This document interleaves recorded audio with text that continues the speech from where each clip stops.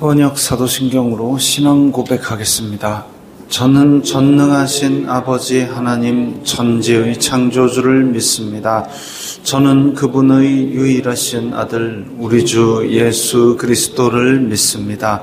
그분은 성령으로 잉태되어 동정녀 마리아에게서 나시고 본디오 빌라도에게 고난을 받아 십자가에 못 박혀 죽으시고 장사된 지 사흘 만에 죽은 자 가운데서 다시 살아나셨으며 하늘에 오르시어 전능하신 아버지 하나님 우편에 앉아 계시다가 거기로부터 살아있는 자와 죽은 자를 심판하러 오십니다.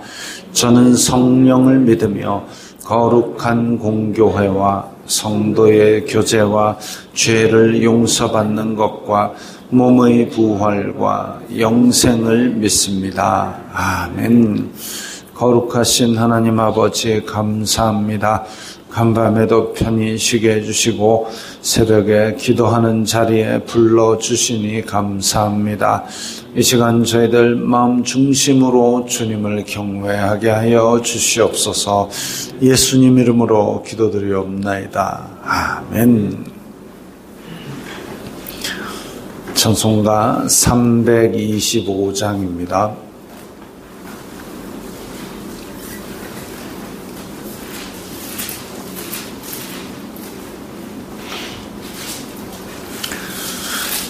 찬송가 325장입니다.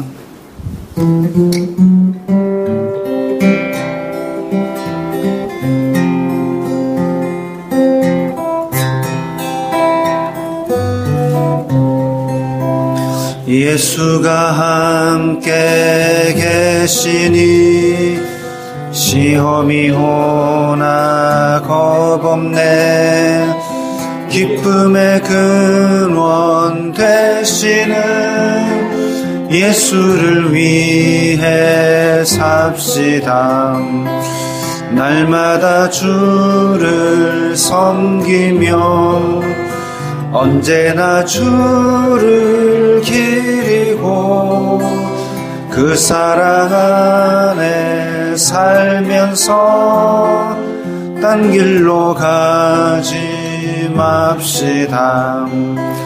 이 세상 사는 동안에 주 이름 전파하면서 무한한 복락 주시는 예수를 위해 삽시다. 날마다 주를 섬기며 언제나 주를 기리고 그 사랑 안에 살면서 딴 길로 가지 맙시다. 이 세상 친구 없어도 예수는 나의 친구니 불의한 일을 버리고 예수를 위해 삽시다. 날마다 주를 섬기며 언제나 주를 기리고 그 사랑 안에 살면서 딴 길로 가지 맙시다. 주께서 심판하실 때 잘했다 칭찬하리니 이러한 상급 받도록 예수를 위해 삽시다.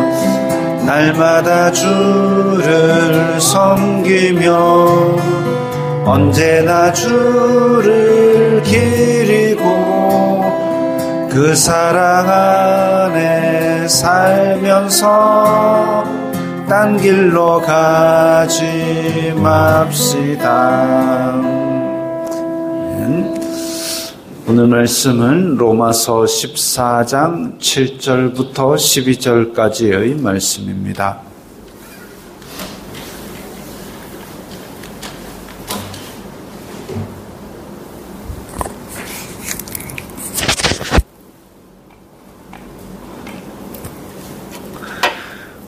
로마서 14장 7절부터 12절까지의 말씀 함께 읽겠습니다.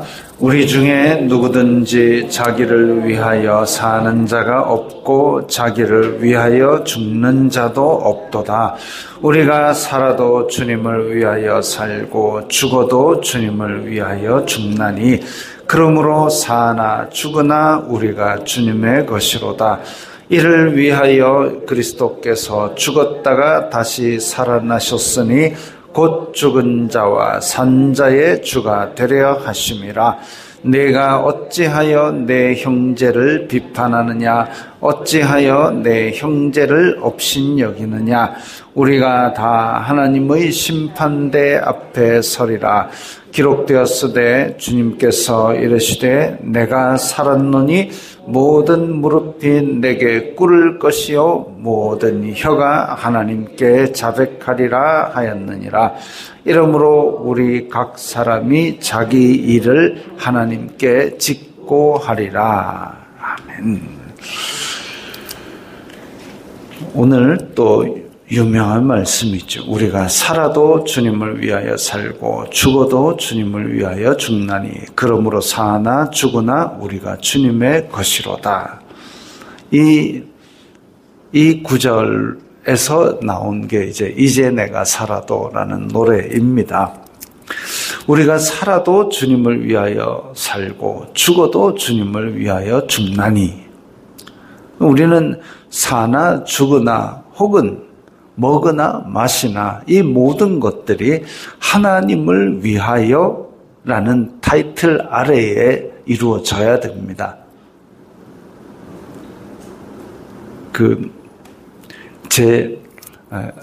제1영도교회에서 예전에 있었던 이야기인데 이제 중고등부 아이들이 열심히 막 전도를 해가지고 그때 이제 함께 교리 문답을 하게 되었습니다. 그러니까 학습을 받고 성도들 앞에서 이제 세례를 받기 전에 줄을 쫙 서가지고 물어봅니다.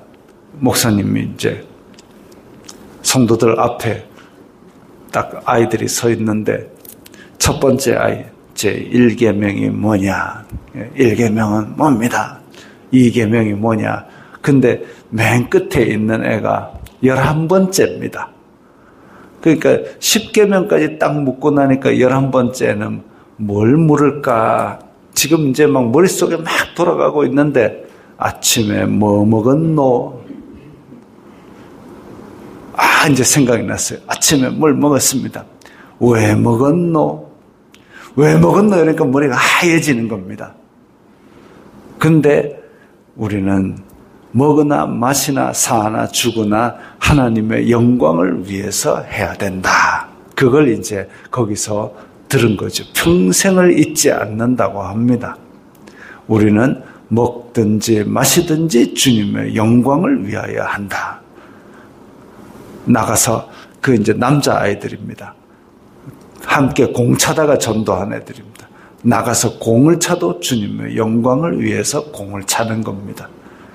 그런 모든 일을 이제 하나님의 영광이라는 타이틀 아래 있으면 그러면 우리가 사나 죽으나 주님을 위하여 죽고 우리의 이 땅에서의 삶은 이제 하나님의 영광을 위해서 사는 쪽으로 물론 중간에 넘어질 수도 있고 딴 데로 셀 수도 있겠지만 어쨌든 하나님의 영광을 위해서 살고 죽는 그런 삶을 사는 거지요.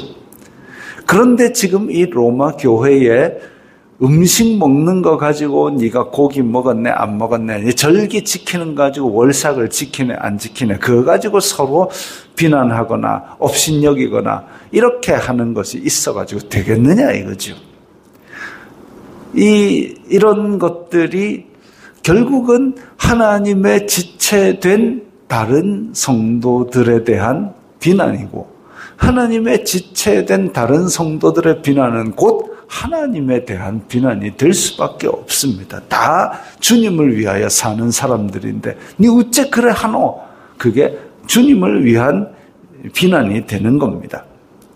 그래서 우리는 이 모든 것들이 하나님의 영광을 위해서 산다는 목적 아래 있으면 싸우거나 논쟁이 있거나 해도 내가 저 사람의 진심이 진짜 하나님의 영광을 위하는 것이다 라고 알게 되면 싸우고 나서도 감정이 틀어질 일이 없습니다.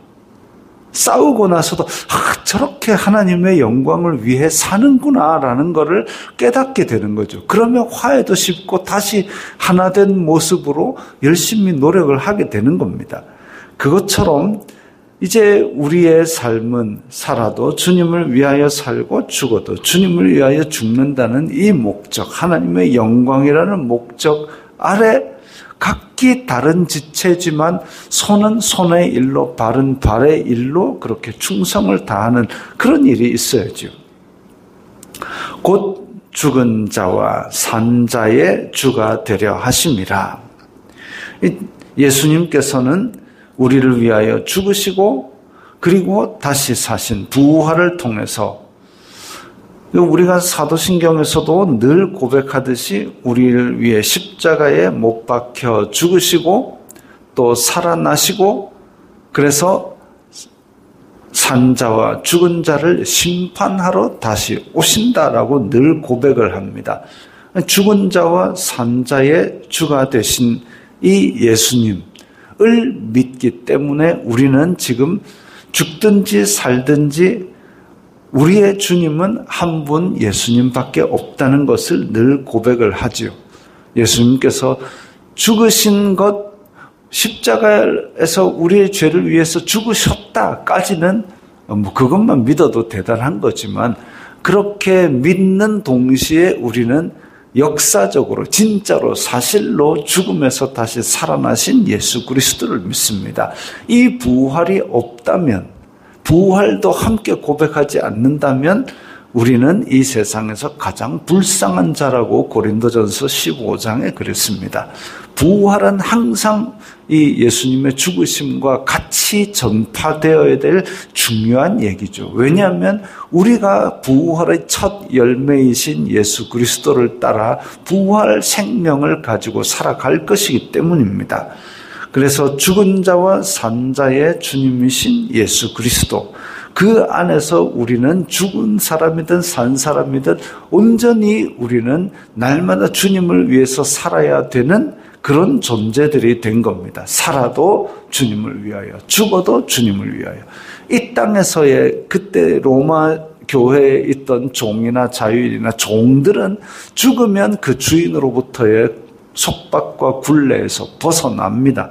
그런데 우리는 사나 죽으나 다 이 영원한 예수 그리스도로 말미암아 의의 종이 되었고 선의 종이 되었고 이 하나님의 종이 되었고, 하나님의 종이 되었다는 것은 이 땅에 하나님의 대사로서 파송을 받은 존재라는 겁니다. 그럼 뭐 해야 되느냐? 이 땅에 하나님의 빛을 전하고 자유를 선포하고 이런 걸 해야 된다는 거죠. 사나 죽으나 그걸 위해 달려가는 것이 아이고 되겠나? 바울도 그거 했습니다.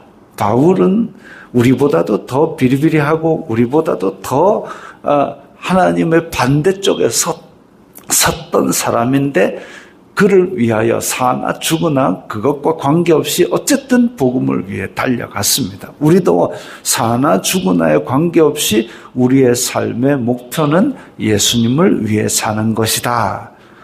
물을 마셔도 하나님의 영광을 위해서 내가 이 물을 마신다.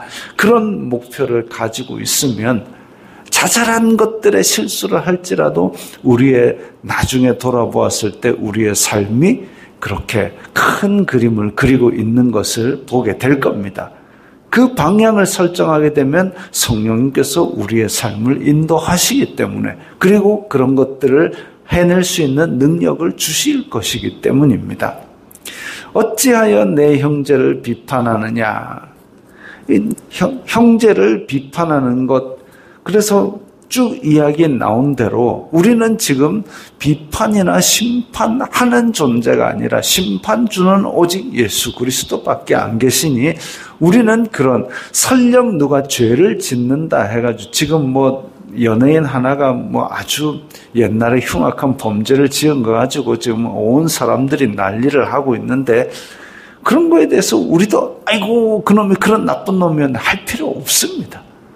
그 뭐 이미 세상에 다 알려진 걸 가지고 우리가 뭐 한 번 손가락질 더 한다 해서 그 사람이 뭐 죄가 없어지는 것도 아니고, 우리도 똑같이 심판받을 존재이니 그냥 뭐 그거는 그 사람은 그 사람대로 놔두고, 우리는 우리가 그런 것이 있는지 없는지 그 비판하는 손가락이 나에게 먼저 한번 자를 대어볼 일인데, 이게 지금 형제를 비판하고 로마 교회, 이 초대 교회 안에 계속 있는 갈등이 자유인, 유대인, 헬라인 이런 갈등이 계속 있었던 거죠. 이게 어쩌면 교회 안에 사탄이 던져놓은 낚싯줄입니다. 초대교회에 던져놓은 미끼들이죠. 이 미끼들이 있는데 그걸 덥석 물고 있으면 언젠가는 그 낚싯대를 확 당겨버릴 때 이게 지금 다 뒤집어지는 거죠. 그걸 물었다 해서 당장 뭐 교회가 붕괴되거나 공동체가 깨지거나 그러진 않습니다. 근데 그 조그만 미끼들을 하나하나 물고 있고 그것들이 하나하나 우리 몸에 걸려 있으면 언젠가는 그것이 내 몸을 움직여서 고통스럽게 만들고 그게 공동체를 해치는 그런 것이 되는 거죠. 뭐 통나무 집을 지었을 때 흰개미가 한 마리 딱 들어오는 거 보면 뭐 그럴 수 있죠. 왜냐하면 단독주택에 뭐 벌레가 없는 게 벌레는 있을 수밖에 없는 일이죠. 근데 그것이 이제 흰개미가 한 마리 들어와가지고 기둥을 꼭꼭꼭 썰기 시작하면 이쪽에 구멍 하나, 저쪽에 구멍 하나. 처음에는 구멍 하나로 시작하지만 나중에는 이 집이 폭삭 무너질 수 있는 겁니다. 그 흰개미 구멍 같은 것이 뭐냐 하면 형제를 비난하는 거. 아이고 저거 율법 아직도 지키나. 아이고 복음에 쳐보네. 아이고 저것들은 고기를 아직도 먹나. 우상의 상. 이렇게 비난하는 것들이 흰개미 구멍같이 하나 둘 있으면 결국은 그 구멍들이 모여서 집이 폭삭 무너지게 됩니다. 초대교회에 던진 미끼, 그거 하나로 공동체가 붕괴하지는 않지만 너도 물려있고 너도 물려있고 너도 물려있고 다 물려있으면 언젠가는 폭삭 무너지게 돼 있습니다. 그래서 형제를 비판하는 그게 한계는 아주 사소할지 모르겠지만 우리가 다 하나님의 심판대에 서리라. 우리는 심판받는 존재라는 사실을 항상 기억하고 있어야 되는 거죠. 주님께서 이르시되 내가 살아있나니 모든 무릎이 내 앞에 꿇을 것이요. 하늘과 땅의 모든 권세를 예수님이 가지고 계십니다. 나중에 재림하셔서 심판하시고 그 권세를 아버지께 돌리기 전까지는 예수 그리스도께서 모든 권세를 가진 심판주입니다. 그러므로 우리는 각자 자기에 대해서 하나님께 직고하리라.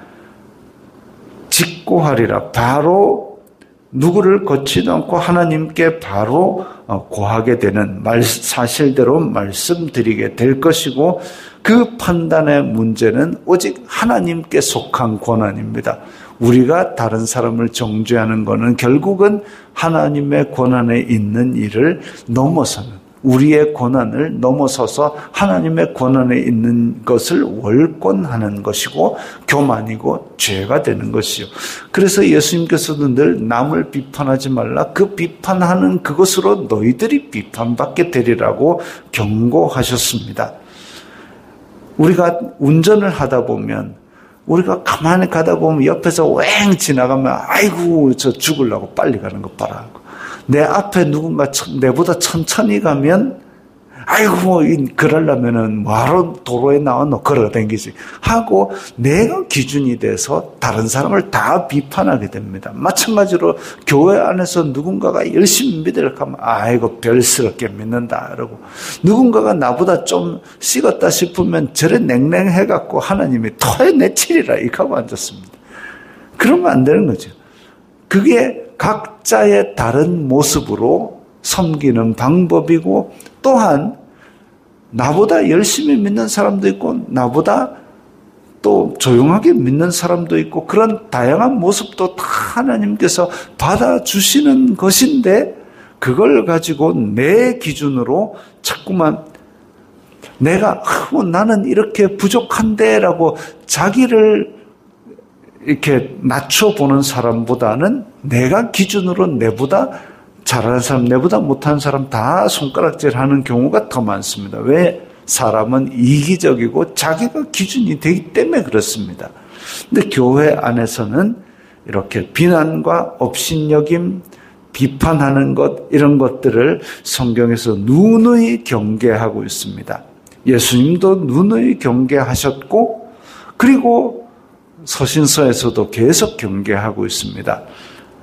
그래서 우리는 그런 모든 서로 다른 것들을 뭘로 정돈을 해야 되느냐면 뭘로 공동체가 하나 되어야 되냐면 오직 하나님의 영광을 위해서 산다. 우리가 살아도 죽어도 주님을 위하여 살고 주님을 위하여 죽는다.